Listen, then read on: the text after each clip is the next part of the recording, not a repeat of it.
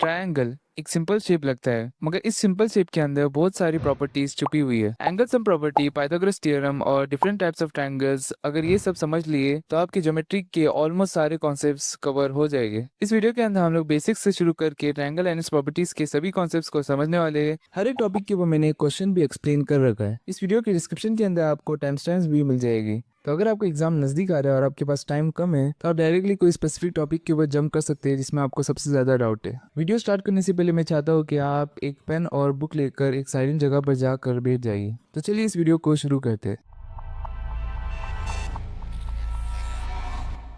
हमारा पहला टॉपिक है ट्रायंगल। ट्रायंगल एक क्लोज सरफेस होता है जो कि 3 लाइन सेगमेंट से बना हुआ होता है। तो अब हमें एग्जांपल में एक ट्रायंगल ए बी सी दिया गया है। ये triangle 3 line segment A B B C और सी ए से बना है। इस ट्रायंगल के अंदर 3 एंगल्स है, angle B A C, angle A B C, angle B C A. और इस ट्रायंगल के अंदर 3 वर्टाइसेस है, ए बी और सी।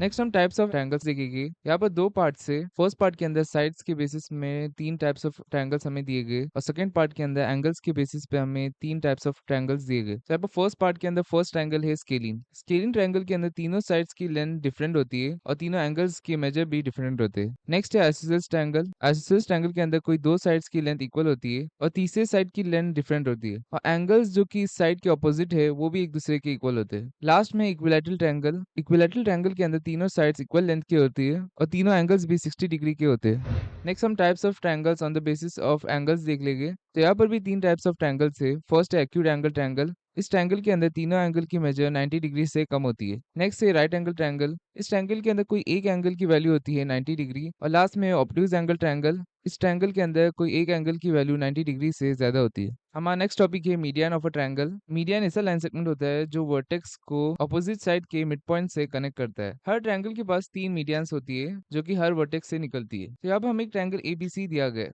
उसके अंदर ये 3 वर्टाइसेस है, ए बी और सी। तो यहाँ पर पहली मीडियन आ जाएगी ए डी, क्योंकि वो वर्टेक्स ए से निकलकर बीसी के मिड पॉइंट डी पर जाकर इंटरसेक्ट कर रही है। जब median A D side BC को इंटरसेक्ट करता है तो यहाँ पर बी डी इक्वल टू हो जाएगा डीसी के। उसी तरीके से नेक्स्ट मीडियन आ जाएगा बीई, जो कि बी वर्टेक्स से निकलकर ऑपोजिट के मिड पॉइंट में जाकर इंटरसेक्ट हो रहा है। और इसी तरीके से और एक मीडियन आ जाएगा सी एफ। नेक्स्ट हम जान लेंगे कि अल्टीट्यूड क्या होता है। अल्टीट्यूड एक परपेंडिकुलर लाइन सेगमेंट होता है जो कि कोई वर्टेक्स से निकलकर ऑपोजिट साइड या लाइन कंटेनिंग ऑपोजिट साइड में इंटरसेक्ट करता है। अल्टीट्यूड किसी भी ट्रायंगल की हाइट को रिप्रेजेंट करता है और हर ट्रायंगल के अंदर 3 अल्टीट्यूड्स होती है जो कि हर वर्टेक्स से निकलती है। तो यहाँ पर हम एग्जाम्पल देख लेंगे। इस एग्जाम्पल के अंदर हमें एक ट्रायंगल एबीसी दिया गया है। तो यहाँ पर एडी एक मीडियन हो जाएगा। परपेंडिकुलर लाइन सेगमेंट वो लाइन सेगमेंट होते हैं जो किसी लाइन को इंटरसेक्ट करने के बाद 90 डिग्री का एंगल फॉर्म करते हैं। तो यहाँ पर लाइन सेगमेंट एडी बीसी को इंटरसेक्ट करने के बाद 90 डिग्री का एंगल फॉर्म कर रहा है। तो यहाँ पे एडी एक परपेंडिकुलर लाइन सेगमेंट हो जाएगा। तो इस परपेंडिकुलर लाइन सेगमेंट को हम लोग कहते हैं अल्टीट्यूड। ये perpendicular line segment opposite side को इंटरसेक्ट कर रहा है, मगर यहाँ पर सेकंड एग्जांपल के अंदर ये altitude line containing opposite side को इंटरसेक्ट कर रहा है। यहाँ पर हम वर्टेक्स ए से एक परपेंडिकुलर लाइन सेगमेंट बना रहे हैं। ये बीसी साइड और ये हो जाएगी लाइन कंटेनिंग बीसी साइड, क्योंकि इस लाइन के अंदर साइड बीसी आ रहा है। तो अगर perpendicular line segment line containing opposite side को भी इंटरसेक्ट करता है तो उस लाइन सेगमेंट को भी हम लोग कह सकते हैं अल्टीट्यूड। यहाँ पर हमें दिया गया है कि हर ट्रायंगल के 3 अल्टीट्यूड्स भी होते हैं। तो यहाँ पर मैंने फर्स्ट एंगल के 3 अल्टीट्यूड्स बना रखे और सेकंड एंगल के भी 3 अल्टीट्यूड्स बना रखे।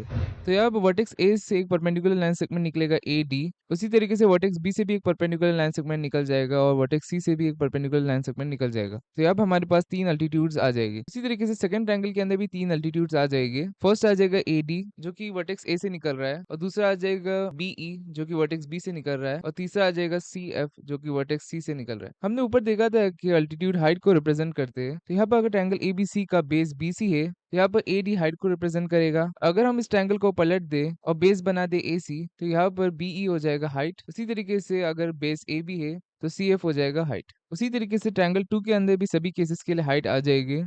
इस टॉपिक के ऊपर हमें क्वेश्चन देख लेंगे। तो यहाँ पर हमें दिया गया कि ट्रायंगल पी क्यू आर के अंदर डी मिड पॉइंट है साइड क्यू आर का। तो यहाँ पर पीएम हो जाएगा अल्टीट्यूड, क्योंकि पीएम एक परपेंडिकुलर लाइन सेगमेंट है जो कि वर्टेक्स पी से निकलकर ऑपोजिट साइड को परपेंडिकुलरली इंटरसेक्ट कर रहा है। और यहाँ पर पीडी हो जाएगा मीडियन, क्योंकि पीडी वर्टेक्स पी से निकलकर क्यू आर के मिड पॉइंट में आकर इंटरसेक्ट हो रहा है। तो यहाँ पर हमें बताना है कि क्या Q M equal to M R है या नहीं। तो यहाँ पर हमें क्लियरली दिख रहा है कि क्यू एम छोटा है एम आर से, तो इसका मतलब Q M not equal to हो जाएगा एम आर के।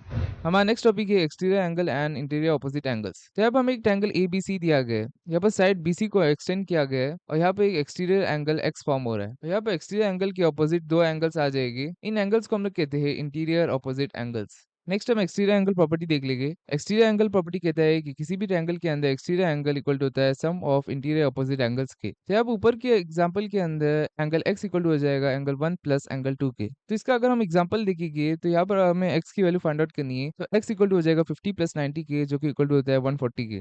तो चलिए एक्सटीरियर एंगल प्रॉपर्टी को प्रूफ करते हैं। यहाँ पर हमें प्रूफ करना है कि एंगल x इक्वल टू है एंगल 1 प्लस एंगल 2 के। तो इस प्रॉपर्टी को प्रूफ करने के लिए मैंने एक लाइन सेगमेंट CD ड्रॉ किया है, जो कि पैरेलल है लाइन सेगमेंट AB के। तो यहाँ पर AC हो जाएगा ट्रांसवर्सल। जैसा कि हमने लाइन्स एंड एंगल्स के चैप्टर में देखा था कि अगर एक लाइन सेगमेंट दो पैरेलल लाइंस को अलग अलग पॉइंट्स पे इंटरसेक्ट कर रहा है तो उस लाइन सेगमेंट को हम लोग कहते हैं ट्रांसवर्सल। और जब ट्रांसवर्सल दो पैरेलल लाइंस को कट करता है तब अल्टरनेट इंटीरियर एंगल्स इक्वल होते हैं और करस्पॉन्डिंग एंगल्स भी इक्वल होते हैं। तो यहाँ पर एंगल 1 और एंगल B करस्पॉन्डिंग एंगल से, तो इसलिए यहाँ पर एंगल 1 इक्वल हो जाएगा एंगल B के। उसी तरीके से एंगल 2 और एंगल A भी इक्वल हो जाएगी क्योंकि ये दोनों अल्टरनेट इंटीरियर एंगल्स है। तो ये आ जाएगा हमारा इक्वेशन 1 और ये आ जाएगा इक्वेशन 2। तो अगर हम इन दो इक्वेशन को ऐड करेंगे तो हमें मिलेगा angle 1 plus angle 2 equal to angle A plus angle B। Angle A plus B करने पर हमें मिलेगा एंगल X। तो हमने यहाँ पर प्रूफ कर दिया है कि एक्सटीरियर एंगल इक्वल टू होता है sum of interior opposite angles के।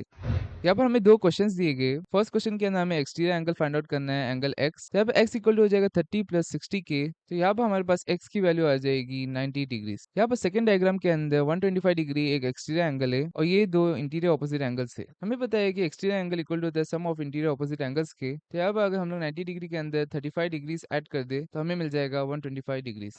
हमारा नेक्स्ट टॉपिक है angle sum property. Angle sum property कहता है कि अगर हम किसी भी ट्रायंगल के अंदर तीनों एंगल्स को ऐड करेंगे तो हमें सम मिलेगा 180 डिग्रीज। इस प्रॉपर्टी को हम एक्टिविटीज के जरिए भी प्रूव कर सकते हैं और जनरल मेथड के जरिए भी प्रूव कर सकते हैं। मैंने एक्सरसाइज 6.3 के इंट्रोडक्शन के अंदर इस प्रॉपर्टी को एक्टिविटीज के जरिए भी प्रूफ किया है। यहाँ पर हम सिर्फ जनरल मेथड का यूज करके प्रूफ करेंगे। हमें प्रूफ करना है कि किसी भी ट्रायंगल के अंदर अगर हम लोग तीनों एंगल्स को ऐड करेंगे तो हमें सम मिलता है 180 डिग्रीज। तो यहाँ पर हमने एक ट्रायंगल ABC लिया है। यहाँ पर हम साइड BC को एक्सटेंड कर रहे हैं पॉइंट D तक। यहाँ पर हमें दिया गया है कि एंगल 1 2 3 एंगल्स है ट्रायंगल ABC का और एंगल 4 हो जाएगा एक एक्सटीरियर एंगल। हमें पता है कि एक्सटीरियर एंगल प्रॉपर्टी के मुताबिक exterior angle equal to the sum of interior opposite angles के। यहाँ पे एंगल 4 इक्वल हो जाएगा एंगल 1 प्लस 2 के। तो यहाँ पर हम दोनों साइड्स के अंदर एंगल 3 को ऐड कर रहे हैं। तो यहाँ पर हमारे पास इक्वेशन 2 आ जाएगा। यहाँ पर angle 4 plus angle 3 equal to हो जाएगा 180 डिग्रीज के, क्योंकि यहाँ पर एक लीनियर पेयर फॉर्म हो रहा है। अगर हम लोग angle 4 plus angle 3 equal to 180 degree equation 2 के अंदर पुट करेंगे तो हमें मिल जाएगा angle 1 plus angle 2 plus angle 3 equal to 180 degrees. तो हमने प्रूफ कर दिया है कि किसी भी एंगल के अंदर अगर हम लोग तीनों एंगल्स को ऐड करेंगे तो हमें सब मिल जाएगा 180 डिग्रीज।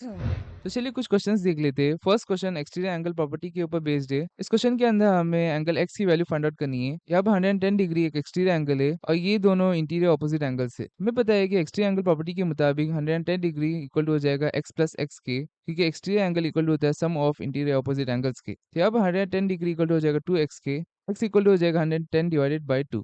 इसको सॉल्व करने के बाद हमें x की वैल्यू मिल जाएगी 55 डिग्रीज। नेक्स्ट क्वेश्चन के अंदर हमें x और y दोनों की वैल्यू फाइंड आउट करनी है। यहाँ पर अगर हम इस फिगर को ध्यान से देखेंगे तो हमें दिखेगा कि ये एक आइसोसेलेस ट्रायंगल है, क्योंकि इस ट्रायंगल के अंदर दो साइड्स की लेंथ इक्वल है। हमें पता है कि आइसोसेलेस ट्रायंगल के अंदर बेस एंगल्स एक दूसरे के इक्वल होते हैं। यहाँ पर एक एंगल की वैल्यू x है तो दूसरे एंगल की वैल्यू भी हो जाएगी x। यहाँ पर ये दोनों एंगल्स वर्टिकली ऑपोजिट एंगल्स है। हमें पता है कि वर्टिकली ऑपोजिट एंगल्स हमेशा इक्वल होते हैं। तो यहाँ पर ये एंगल भी आ जाएगा 92 डिग्रीज का। तो यहाँ पर अब हम इस ट्रायंगल के अंदर एंगल सम प्रॉपर्टी अप्लाई करेंगे। इस प्रॉपर्टी के मुताबिक अगर हम तीनों एंगल्स को ऐड करेंगे तो हमें सम मिलेगा 180 डिग्रीज। तो इसे अगर हम सॉल्व करेंगे तो हमें x की वैल्यू मिल जाएगी 44 डिग्रीज। इसका मतलब यहाँ पर हमें x के बदले वैल्यू मिल चुकी है 44 डिग्रीज। यहाँ पर एक्सटीरियर एंगल इक्वल हो जाएगा sum of interior opposite angles के। तो हमें y की वैल्यू मिल जाएगी 44 प्लस 92, जो कि इक्वल टू होता है 136 डिग्रीज के। हमारा नेक्स्ट टॉपिक है sum of the lengths of two sides of a triangle. यहाँ पर हमें दिया गया है कि अगर हम ट्रायंगल की कोई दो साइड्स को ऐड करेंगे तो जो सम आएगा वो ज्यादा होगा थर्ड साइड से। यहाँ पर हमें एक ट्रायंगल ABC दिया गया है और यहाँ पर हमें सभी साइड्स की मेजर भी दी गई है। तो यहाँ पर तीन केसेस आएंगे। फर्स्ट केस के अंदर हम लोग साइड AB और BC को ऐड करेंगे और चेक करेंगे कि वो AC से बड़ा है या नहीं। यहाँ पर AB प्लस BC करने पर हमें मिला है 10.7, जो कि क्लियरली बड़ा आ रहा है 4.4 से। उसी तरीके से बाकी दोनों केसेस के अंदर भी दोनों साइड्स को ऐड करने के बाद सम ज्यादा आएगा तीसरे साइड से। नेक्स्ट टॉपिक के अंदर यहाँ पर हमें दिया गया है कि अगर हमें कोई दो साइड्स की लेंथ गिवन है तो हमें फाइंड आउट करना है कि क्या दो वैल्यू के बीच में थर्ड साइड आ सकती है ताकि एक वैलिड ट्रायंगल फॉर्म हो। तो यहाँ पर हम दो साइड्स मान रहे हैं 6 सेंटीमीटर और 12 सेंटीमीटर। तो थर्ड साइड बड़ा होना चाहिए 12 माइनस 6 सेंटीमीटर से और छोटा होना चाहिए 12 प्लस 6 सेंटीमीटर से, तभी एक वैलिड ट्रायंगल फॉर्म हो सकता है। तो यहाँ पर हम देखेंगे कि क्या होगा कि अगर थर्ड साइड की वैल्यू ज्यादा है 6 सेंटीमीटर से और कम है 18 सेंटीमीटर से। तो यहाँ पर हम 6 सेंटीमीटर और 18 सेंटीमीटर के बीच में एक वैल्यू मान रहे हैं 14 सेंटीमीटर। तो यहाँ पर हम दो साइड्स को ऐड कर रहे हैं 6 प्लस 12, तो हमें सम मिल रहा है 18, जो कि क्लियरली ज्यादा आ रहा है 14 सेंटीमीटर से। इसका मतलब यहाँ पर sum of length of two side ज्यादा है थर्ड साइड से, तो इसका मतलब यहाँ पर ट्रायंगल फॉर्म हो सकता है। मगर यहाँ पर अगर हम लोग थर्ड साइड की वैल्यू कम माने 6 सेंटीमीटर से, तो यहाँ पर अगर हम दो साइड्स को ऐड करेंगे तो जो सम मिलेगा वो कम होगा 12 सेंटीमीटर से, तो इस केस के अंदर वैलिड ट्रायंगल फॉर्म नहीं हो सकता। उसी तरीके से अगर हम लोग 18 सेंटीमीटर से ज्यादा वाली भी वैल्यू ले तो हमें सम कम मिलेगा थर्ड साइड से, तो यहाँ पर भी वैलिड ट्रायंगल फॉर्म नहीं हो सकता। इसे हम नीचे डायग्राम की मदद से समझेंगे।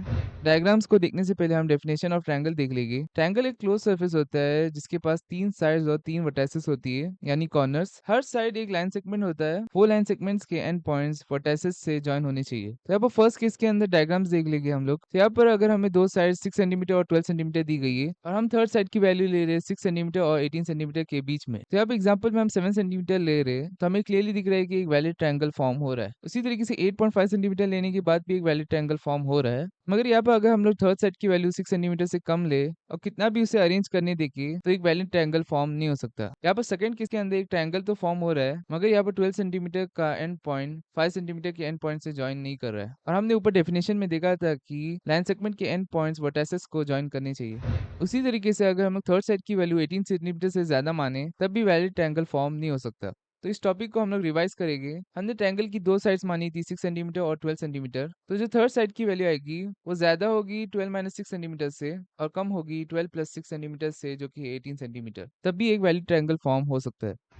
तो चलिए कुछ क्वेश्चंस देख लेते हैं। फर्स्ट क्वेश्चन के अंदर हमें दिया गया है कि एएम मीडियन है ट्रायंगल एबीसी का। हमें बताना है कि क्या एबी प्लस बीसी प्लस सी ए ज्यादा है 2am से। और यहाँ पर हमें एक हिंट भी दी गई है कि हमें ट्रायंगल एबीएम और एएमसी के साइड्स को कंसीडर करना है। तो यहाँ पर हमें बस दो मिनी ट्रायंगल्स आ जाएंगे, ट्रायंगल एबीएम और एएमसी। हमने ऊपर देखा था कि किसी भी ट्रायंगल के अंदर अगर हम दो साइड्स को ऐड करेंगे तो सम ज्यादा आएगा थर्ड साइड से। तो यहाँ पर ट्रायंगल एबीएम के अंदर एबी प्लस बीएम ज्यादा आ जाएगा एएम से। इसी तरीके से ट्रायंगल एएमसी के अंदर एसी प्लस सीएम ज्यादा होगा एएम से। तो अगर हम इक्वेशन 1 प्लस इक्वेशन 2 करेंगे तो हमें ये वाला इक्वेशन मिल जाएगा, जिसमें यहाँ पर राइट हैंड साइड में एएम प्लस एएम करने पर हमें मिल रहा है 2am। इस इक्वेशन के अंदर bm प्लस mc करने पर हमें मिलेगा bc। तो इन दो साइड्स को ऐड करके हम लोग लिख सकते हैं bc। तो यहाँ पर अगर हम लोग ac लिखे या ca लिखे एक ही बात है। तो यहाँ पर हमने प्रूफ कर दिया है कि ab plus bc plus ca ज्यादा है 2m से। तो इस क्वेश्चन का आंसर आ जाएगा यस।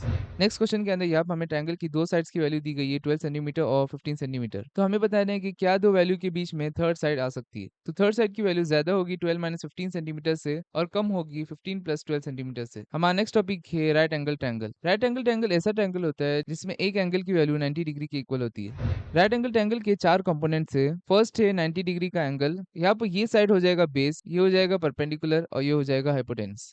नेक्स्ट हम पाइथागोरस थ्योरम को देख लेंगे। पाइथागोरस थ्योरम कहता है कि किसी भी राइट एंगल ट्रायंगल के अंदर अगर हम हाइपोटेन्यूस का स्क्वायर करेंगे तो वो इक्वल टू हो जाएगा sum of squares of other two sides. यानी यहाँ पर हाइपोटेन्यूस स्क्वायर इक्वल हो जाएगा base square plus perpendicular square के। इस ट्रायंगल के अंदर AC है हाइपोटेन्यूस, क्योंकि वो 90 डिग्री के ऑपोजिट है। तो यहाँ पर हाइपोटेन्यूस के बदले मैंने लिखा हो AC, बेस के बदले आ जाएगा BC और परपेंडिकुलर के बदले आ जाएगा AB। तो सभी साइड्स की वैल्यू पुट करने के बाद मुझे मिला 5 square equal to 4 square plus 3 square. तो यहाँ पर 5 स्क्वायर इक्वल हो जाएगा 5 × 5 के, जो कि इक्वल टू 25 के। इसी तरीके से यहाँ पर 4 स्क्वायर प्लस 3 स्क्वायर इक्वल हो जाएगा 16 + 9 के। तो हमें यहाँ पर क्लियरली दिख रहा है कि LHS इक्वल टू है RHS के। इसका मतलब हाइपोटेन्यूस स्क्वायर इक्वल हो जाएगा base square plus perpendicular square के।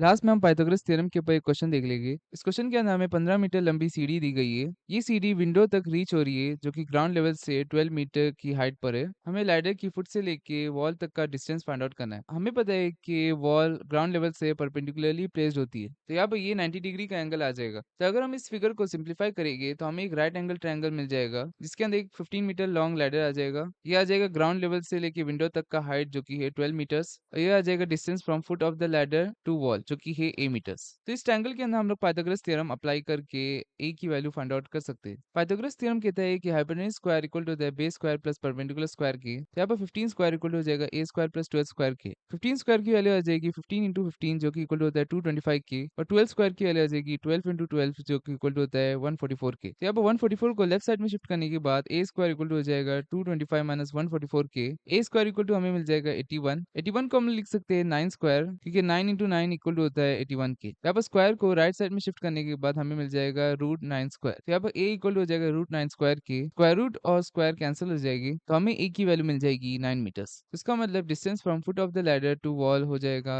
9 मीटर्स। इसी के साथ हमारा चैप्टर 6 का रिवीजन कंप्लीट हो चुका है। आई होप कि आपको ट्रायंगल एंड इट्स प्रॉपर्टीज के सारे कॉन्सेप्ट्स क्लियर हो चुके होंगे। अगर आपको फिर भी कोई डाउट है तो आप नीचे दी गई टेलीग्राम चैनल के अंदर ज्वाइन करके अपने डाउट्स को क्लियर शेयर कर सकते हो। अगर आपको वीडियो अच्छी लगी तो इस वीडियो को अपने फ्रेंड्स के साथ ज़रूर से शेयर कर देना। इसके अलावा आपको इस चैप्टर की रिवीजन नोट्स नीचे डिस्क्रिप्शन में मिल जाएगी। अगर आपको चैप्टर नंबर 7 का रिवीजन वीडियो देखना है तो आप इस वाली वीडियो में क्लिक कर सकते हो। अगर आपको रिवीजन वीडियोस की प्लेलिस्ट चाहिए तो आप इस वाली प्लेलिस्ट में क्लिक कर सकते हो। तो मैं आपसे वही मिलूंगा।